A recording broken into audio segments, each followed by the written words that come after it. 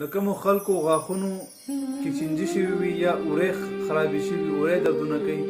یا غاښونو کې چینجي شوي او غاښونه یې بالکل ټکارې کوي هر ټایم دته بالکل سکون نه راځي دماغ بس هم برېښي غاښونه هم برېښي او خوند مزه یې زندګۍ ورڅخه ختمه شي کېدای شي وي د بعضې خلکو غاښونه چې کوم دی هغه رژېږي د بعضې خلکو غاښونه داسې کېږي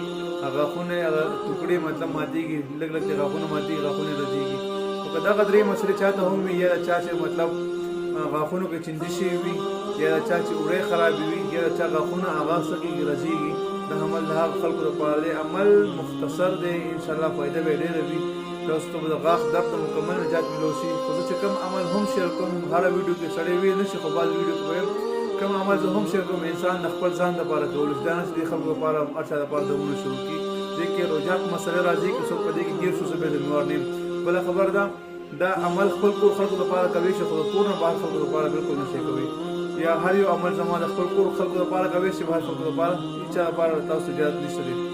دا عمل چې کوئ صرف اکتار اثبات دروسه دی خو وایي په رسول سره من زما طرفه تحفه پیش کړئ عمل دا دی چې چا چې غاښونو کې چینجي شوي وي یا وړې خرابې وي یا سوي غاښونه رژېږي اول به شړشمو تیل راواخلئ شړشمو تیل هغې کې به لږ شانتې مالګه واچوئ بیخي مطلب چې 100 روپو تیل وي داسې د ګوتو په سر باندې مالګه راواره پکې واچوئ هغه به خو خوړ کړي وخوړ کړي وخوړ کړي چې وخوړ کېږي چې ښه ګرم شي هغې نه بعد په دې باندې 11 ځل سورې قریش ویلي الا فی قریش الا فی مرحلة الشتاء والصيف دا سورت اخیره پورې ویلي په دې به چوپ کړي بیا چې نیم پوخته مطلب چې لږ شانتې ګرم وي او